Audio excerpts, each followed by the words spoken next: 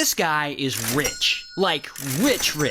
Now let's call him Quiet Dog. Now Quiet Dog grows up dirt poor in Nigeria, and he wants nothing more than to make big money and have luxury things. So he starts searching for ways to make money. And eventually, as a young dude, he joins a gang of email scammers. It's a group of young guys who get together and they concoct like these Nigerian prince type email scams. So he joins one of these gangs and he works his ass off, sending hundreds of scam emails a day, trying to con people out of their money. And Quiet Dog's good at it, like easily scamming a few $1,000s at a time from people. But over time, he thinks, nah, this isn't good enough. And he sets his sights on a much bigger target. Not people, businesses. So he ditches his gang and he starts building a new team. And they come up with a new type of email scam, which targets mostly American businesses, law firms, small banks, stuff like that. And this new type of scam works. And it works pretty well for him. And he starts making more and more money. But unfortunately for him, around that time, the Nigerian government starts cracking down on these email scam gangs. So he takes a bit of the money he's made and he uses it to relocate to Malaysia. Now in Malaysia, for the first time, he gets access to things he didn't have back home. Reliable internet access, VPN tools, which immediately makes his email scam operation 10 times more effective. And pretty quickly, he's earning more than he's ever made. But Quiet Dog is still like, nah, that's not good enough, because he feels like he has to show everyone he's making big money. So he starts up an Instagram account and he starts posting about his luxury lifestyle.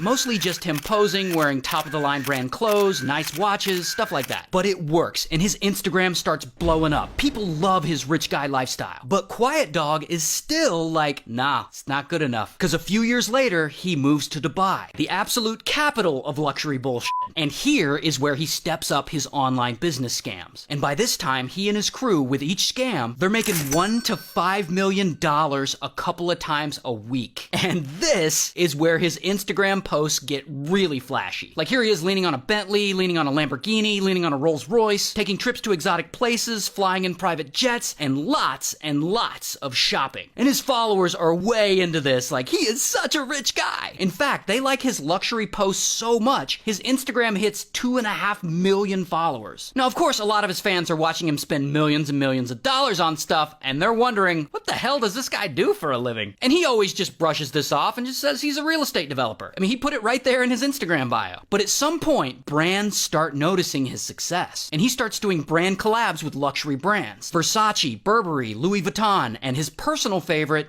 Fendi. In fact, he collaborated with Fendi so much, on his birthday, they decide to surprise him and send him a cake as a gift. And on the cake is a little figurine of him next to a bunch of Fendi bags. It's adorable. And Quiet Dog loves this. In fact, he's so excited, the first thing he does is he takes a photo and he posts it on his Instagram so his 2.5 million followers can see it. And that is where he screwed up, because this cake is going to be his downfall. So a week after Quiet Dog's birthday, boom, the FBI arrests this guy. Let's call him the Canadian. Now, the Canadian is one of Quiet Dog's email scam business partners, and the FBI had been tracking him for a while. So they arrest the Canadian and they confiscate his phone. And they see he's been Snapchatting back and forth with Quiet Dog. And at this point, they don't really know who Quiet Dog is, but they find his Instagram and they see all the big money, luxury, Gucci, Versace posts. But the FBI still doesn't really know who Quiet Dog is. They don't know his real name. They only know that he's a really rich guy who Snapchats with the Canadian about this email scam stuff. But then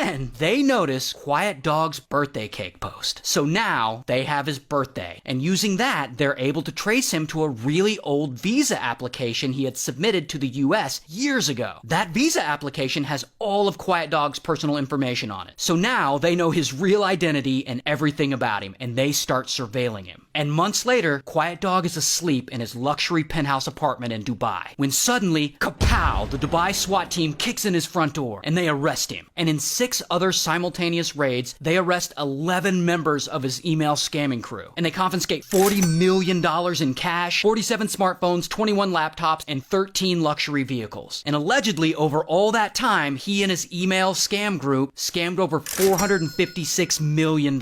So they extradite Quiet Dog back to the US, he goes to trial, he takes a plea deal, and he gets 11 years in prison. Shout out to Nigeria.